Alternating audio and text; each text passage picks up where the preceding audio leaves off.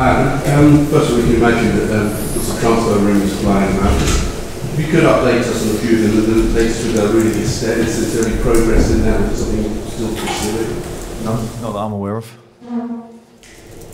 Has there been something that you have actively looked at? Is it something that has... I think we have inquired on about 3 or 4, 5 different players, whether they're available. That's really where we're at. And the chairman is pursuing some lines of inquiry in the right manner, in the way it should be conducted. Unfortunately, not in front of the press. Is this one of the guys that you'd like to bring in there? Is he still someone that you're looking at and perhaps no progress at the moment that could be for win their first? I think I just answered that as diplomatically as I could. I've got a list of other players. Well, you're wasting your time. If you want to talk about the FA Cup, which is why I think I'm here, that would be great. But you'll understand with the transfer window, we would want to get you on those subjects. Reported loan deals, perhaps Jordan Much and people like that. Is he another one that's on your radar? I'm not trying to be awkward. I'm not going to talk about other players at other clubs. I don't think that's fair, and I'm not going to do it. But you're actively looking. I mean, how many players would you like to bring in? Yeah. How many players would you like to bring in? Because there's been a mixture of strikers, midfielders, and so on that you've been linked with. Is it a case of putting the feelers out and seeing what's available? Yes. A player that is already here, Wilfried Zaha, yes. Currently. Well, now we can talk about him. Is he, in terms of he's on loan at the moment, is he a player that you'd like to make permanent? Is that an option this transfer window?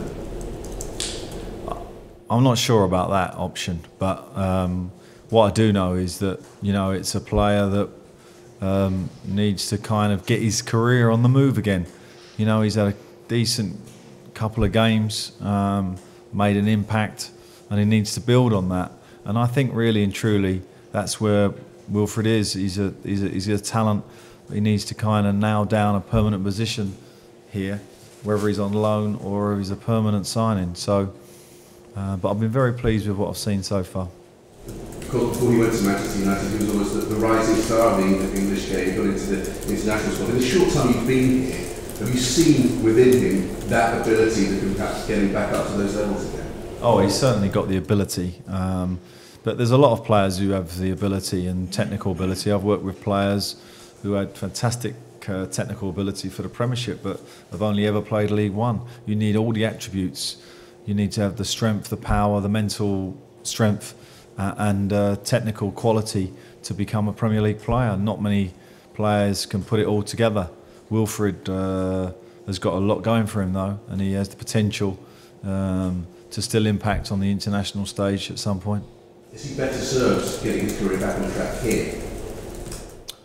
Well, I think the opportunities for him at Man United have been limited, and I think that's a problem, not just for Wilfried, but a lot of young players in the country, particularly at the big 4 clubs, who kind of got a batch of young players that that really need an opportunity. So Wilf's one of the lucky ones actually that he's got a platform to play. Another player who's shone since you've come here has been Dwight Gayle. I saw a quote from your predecessors. They said that you've almost been a bit lucky to have stumbled across a formula for getting Dwight into the team because Jedinak and Balassi have been away. Has there been any luck to it? Maybe, but if I was just talk about the player, I really like him. I think he's always been a talent. We watched him closely at Peterborough when I was at Newcastle, and I thought Crystal Palace did a good job to bring him here. Got a very, very good young player. You mentioned Southampton this weekend. Obviously the priority is securing Palace's position in the league. Where does the cup come into your thinking? The cup is exactly the same as any other game that I enter. Our preparation will be flawless, as good as I can make it. Tactically, we'll come up with a game plan. Sometimes it works. Sometimes the players can see it and produce the performance, to see that tactical plan through. Sometimes they can't. Sometimes that's because the manager's got the people in the wrong position, or they couldn't perform on the day. Although, so a combination of the two can somewhat throw the plan. But our preparation for this game is thorough. I know Southampton well, of course, and but it will be a tough game for us. Will the fact that the league is perhaps a priority be reflected in the team selection? Will you be making changes with perhaps other fixtures included? I wouldn't inform you about that if I was. How's the squad looking fitness-wise though? Yeah, we've got everybody fit, really good news on that front. So apart from the two guys on international duty, we're all fit. You mentioned, of course, you know Southampton well. You were there a few years ago as they were starting to begin their rise to where they wanted to be and where they are now. Have you been surprised at how high they've managed to rise? Well, the organisation that was put in place there was good when I was there. We signed in the second division, or first division as it's called now, Ricky Lambert, Dean Hammond, Fonte, gave debuts to Chamberlain, trained, Ward-Prowse trained with me, a couple of others trained with me, Lallana burst through that year I was there. So there's a lot of that still there, and a lot of what we put in place still carrying through.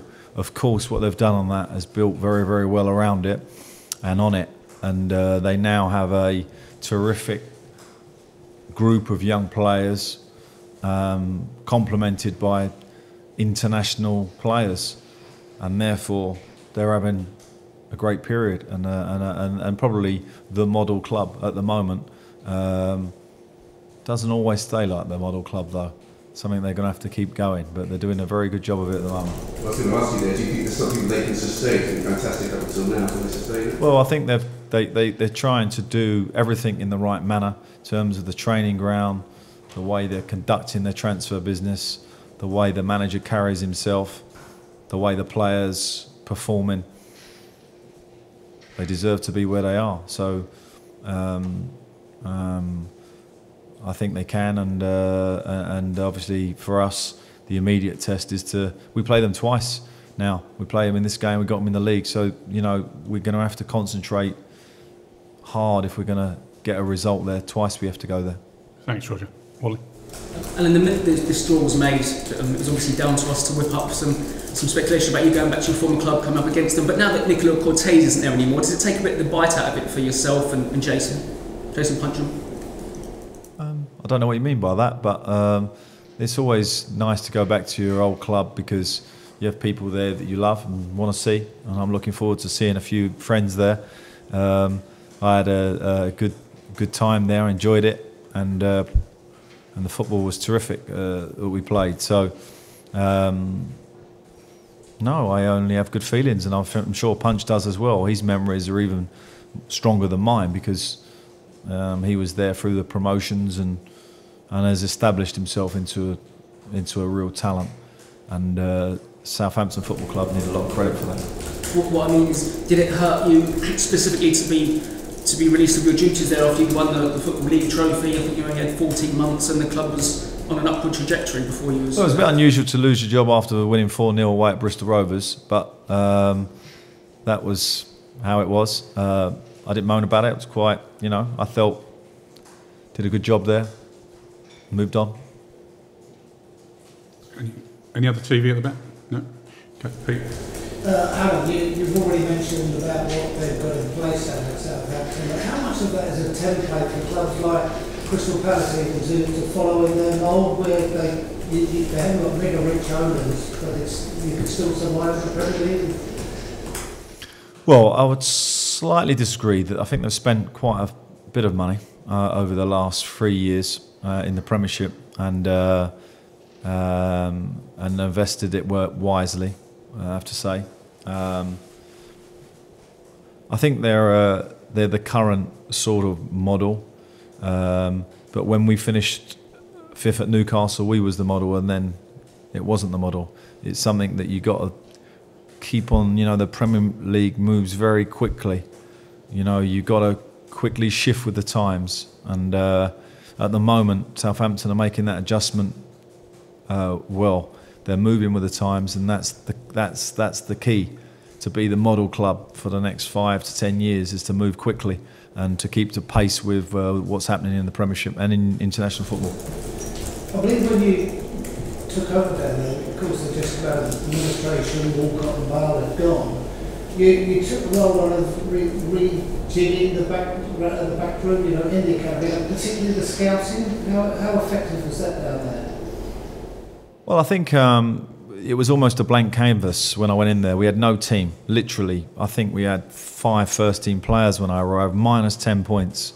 So I actually did a good body of work there that was reflected after I left, sadly for myself. But I'm not going to take anything away from what's followed me, because every manager who's gone in since I've been there has done a terrific job, and the club has been well run, and you have to admire that. The fans have been absolutely terrific through that period, and they're getting their reward. They just are doing a lot of things right, and if you do a lot of things right a lot of the time, you're going to win games. And looking at the game, with the 2 wins and the win against Over, is it going to be a lot easier to set the tactics out for this match? You're going to be a bit more relaxed than you would have been? No, I've never. I think it's very, very important that we try and keep the momentum. And actually, what you do have in this FA Cup tie is 2 teams with momentum, Southampton and us. And I think that's something's going to have to give in this game, and we don't want it to be us. So we're very focused on trying to put in a strong performance there. Do you think they can make the Champions League? I think it's very, very difficult to break that ceiling of the 4-5 big clubs, and the second part of the season is when it really, really matters. I think at Newcastle we come within 3 games of making it, 2 games, and it really will come down to them last 5 games for Southampton, and I wish them well and hope they do, because I think it will be good for the Premier League and good for football in general.